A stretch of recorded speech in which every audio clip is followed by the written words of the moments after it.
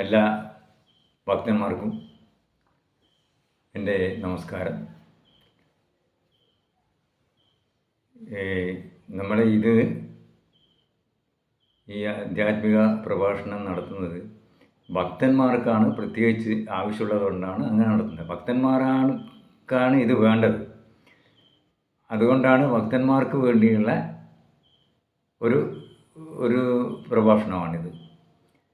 അപ്പം ഭക്തിയുടെ പേരിൽ പല ആളുകളും പല ക്ഷേത്രങ്ങളിലും ദർശനം നടക്കുകയും പല പാരായണങ്ങളിൽ പങ്കെടുക്കുകയും ഭാഗവത സപ്താഹം കേൾക്കുകയും ഗീതാ പ്രഭാഷണം കേൾക്കുകയൊക്കെ ചെയ്തിട്ടുണ്ട്. എന്നാലും അവർക്ക് ഒരു പോരായ്മയുണ്ട്. പിന്നെ അതുമാത്രമല്ല, ഈ കാലത്ത് ഒരുപാട് വിഷമങ്ങൾ പാവപ്പെട്ടവരായിട്ടുള്ള ഭക്തജനങ്ങൾ അനുഭവിക്കുന്നുണ്ട്. മാനസികമായി അവർ പീഡിപ്പിക്കപ്പെടുന്നുണ്ട്. അതുപോലെ തന്നെ നമ്മുടെ കുട്ടികളെല്ലാം ശരിയായ രീതിയിലല്ല, ശരിയായ പോക്കല്ല, ശരിയായ ജീവിതമല്ല നയിക്കുന്നത്. അപ്പോൾ രക്ഷിതാക്കന്മാർക്ക് കുട്ടികളെക്കുറിച്ചുള്ള ആദി വളർന്നു വരികയാണ്. കുട്ടികളും അതുപോലെ തന്നെ ഒരു ലക്ഷ്യബോധമില്ലാതെയാണ് കുട്ടികൾ വളരുന്നത്. അപ്പോൾ അങ്ങനെയുള്ള ഒരു കാലഘട്ടത്തിൽ നമുക്കറിയാവുന്നതാണ്, നമ്മുടെ ലോകത്തിലെ പല രാജ്യങ്ങളിലും ഉള്ള സ്ഥിതിയെല്ലാം നമുക്കറിയാം. വളരെ വിഷമാണ് മുന്നോട്ട് പോകാൻ. സാമ്പത്തിക പ്രശ്നം, വേറെ സാങ്കേതികമായിട്ടുള്ള പ്രശ്നങ്ങൾ, കുടുംബ പ്രശ്നങ്ങൾ, പല രീതിയിലുള്ള സാമൂഹിക പ്രശ്നങ്ങൾ നേരിട്ടുകൊണ്ടിരിക്കുകയാണ് പല ആളുകളും. ആ ഇടയ്ക്കാണ് ഭക്തന്മാർ ഒരു ചെറിയ ഒരു രക്ഷ, ഒരു അഭയം എന്ന രീതിയിലാണ് ഈ ആധ്യാത്മികയിലേക്ക് വരുന്നത്. അവർക്കുള്ള ഒരു ചെറിയൊരു വെളിച്ചം എന്നുള്ള രീതിയിലാണ് ഈ പറഞ്ഞു കൊടുക്കുന്നത്.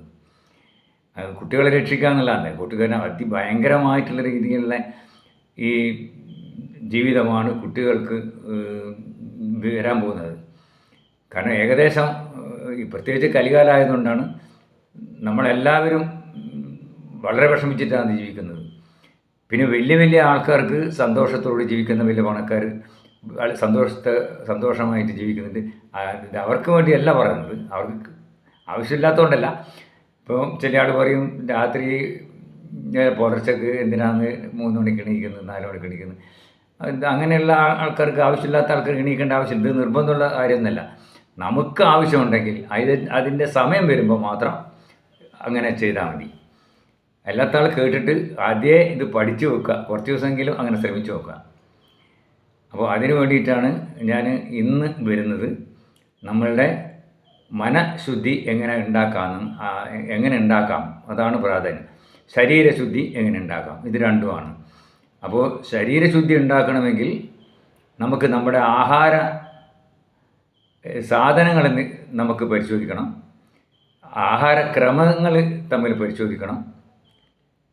പിന്നെ അതുപോലെ തന്നെ നമ്മൾ ഈ അന്തരീക്ഷത്തിലെ മലിനീകരണങ്ങൾ നമ്മൾ പരിശോധിക്കണം.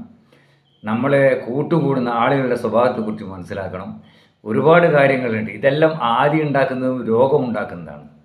ഇപ്പോൾ റോഡിലൂടെ നടന്നു പോകുമ്പോൾ ഉണ്ടാകുന്ന ധാരാളം പൊടിപടലങ്ങൾ ശ്വാസകോശത്തിലൂടെ ചെന്നിട്ട് അത് പിന്നീട് വളരെ